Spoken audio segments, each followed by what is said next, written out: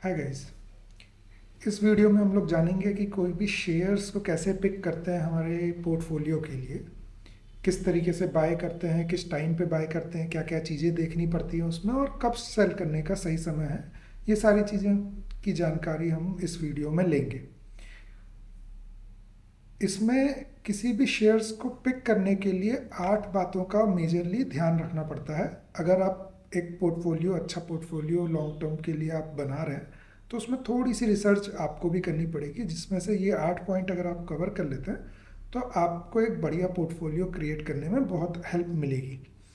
पहला तो है कि अंडरस्टैंडिंग ऑफ बिजनेस, मतलब आप कितना उस बिज़नेस को समझ रहे हो कि वो बिज़नेस कर क्या रहा है, किस तरीके से वो अपना पैसा बना रहा है, वो कैसे फ्यूचर में डिमांड्स और स्केलेबिलिटी, मतलब कि वो अपने उसके क्या प्लान्स है फ्यूचर में, किस तरीके से डिमांड और सप्लाई को मैनेज करने वाला है, उसका कितना बड़ा मार्केट है, वो बिज़नेस किस तरीके से ग्रो करेगा, ग्रेजुअली इंक्रीज़ करेगा या एक्सपोनेंशियली इंक्रीज़ करेगा उसका मार्केट शेयर।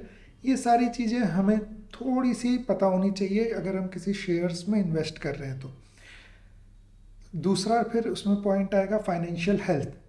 फाइनेंशियल हेल्थ मतलब कि वो कंपनी के इस समय फाइनेंस कैसे हैं, कहीं लोन पे तो नहीं है, डेब्ट तो नहीं है उस कंपनी के ऊपर, कहीं वो प्रॉफिट मेकिंग कंपनी है कि लॉस मेकिंग कंपनी है, उसके 5 साल के रेवेन्यूज़ कैसे थे, वो 5 साल से लगातार ग्रो कर रही है या बीच में कोई डिप आया कि नहीं आया। ये सारी चीज़ें हमें ध्यान रखनी पड़ती हैं। उसके बाद एक पॉइंट होता है वैल्यूएशन, कि उस कंपनी का क्या वैल्यूएशन है। अगर वो वैल्यूएशन के हिसाब से हम देखें कि इस समय जो करंट वैल्यू है उसकी मार्केट के हिसाब से वो ओवर प्राइस तो नहीं है, ओवर प्राइस है कि नहीं, इसको भी चेक करने के कई पैरामीटर्स होते हैं। इंडस्ट्री लेवल पे चेक किया जाता है, इंडिविजुअल स्टॉक लेवल पे चेक किया जाता है कि उस कंपनी की क्या वैल्यूएशन होनी चाहिए उस पर्टिकुलर रेवेन्यू पर। हर कंपनी की रेवेन्यू और प्रॉफिट्स के बेसिस पे उसकी वैल्यूएशन निकलती है, जो कि हमें ध्यान रखने की ज़रूरत पड़ती है कोई भी शेयर बाय करने के पहले। फिर उसका मैनेजमेंट कैसा है, कितने क्वालिफाइड लोग हैं, उनके कैसे कैसे कोई हिस्ट्री ऐसी तो नहीं है जिसमें उन्होंने बहुत फ्रॉड कर रखे हों। ये सारी चीज़ें की जानकारी हम लोगों को होनी चाहिए कोई भी शेयर पिक करने के पहले, अगर आपको अपना सेफ पोर्टफोलियो क्रिएट करना है तो।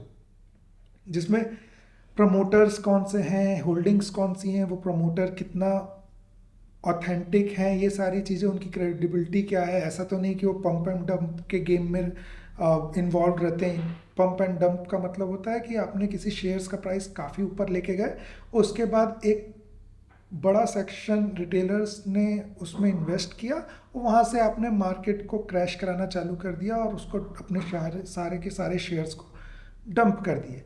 तो ये सारी चीज़ें आपको थोड़ी सी ध्यान देनी पड़ती हैं कि प्रमोटर्स किस तरह के हैं, होल्डर्स किस तरह के हैं।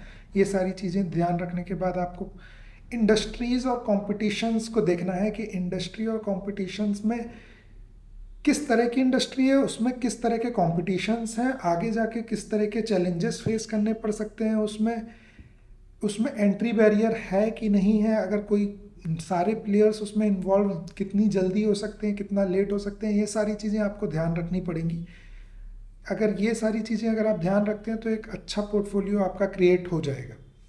उसमें फिर कैश फ्लो आपको देखना है कि कैश फ्लो का एनालिसिस करना पड़ेगा कि कैश फ्लो आपका उस पर्टिकुलर कंपनी में कैश फ्लोज प्रॉफिट और लॉस में किस तरीके से डिवाइडेड है। मतलब प्रॉफिट हो रहा है तो वो किस तरीके से उनका इन्वेस्टमेंट और इन्वेस्ट कर रहे हैं मार्केटिंग में, किस तरीके से उनकी टीम में इन्वेस्ट हो रहा है, किस तरह के खर्चे हैं मोर और लेस कैश फ्लो में।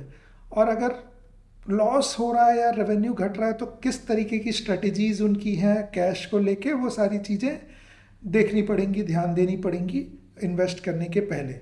फिर उसके बाद टेक्निकल एनालिसिस आपको करना पड़ेगा। टेक्निकल एनालिसिस का मतलब होता है कि मार्केट के ट्रेंड्स क्या हैं। ट्रेंड का मतलब कि मार्केट, मान लीजिए इंडेक्सेस फॉल कर रहे हैं, डाउनवर्ड ट्रेंड में है, पूरा का पूरा मार्केट डाउनवर्ड ट्रेंड में है, तो उस समय वो पर्टिकुलर शेयर कैसे परफॉर्म कर रहे हैं, वो मार्केट के साथ चल रहे हैं या फिर मार्केट के अपोजिट डायरेक्शन में चल रहे हैं। ये सारी चीज़ें भी आपको थोड़ी सी ध्यान में रखनी पड़ेगी। उसमें वॉल्यूम है कि नहीं, मान लीजिए आपने शेयर, कभी कभी होता है कि आपने ख़रीद लिया, उसमें वॉल्यूम ही नहीं था कि आप बाय सेल बाद में कर पाओ। तो ये सारी चीज़ें आपको ध्यान रखनी पड़ेंगी टेक्निकल एनालिसिस में। ये सारे टॉपिक हम लोग कवर करेंगे इंडिविजुअली आने वाले कुछ वीडियो में। इसके अब 8 अलग अलग सेक्शंस पार्ट्स और आने वाले हैं, जो डेली बेसिस पे एक एक पार्ट आता जाएगा।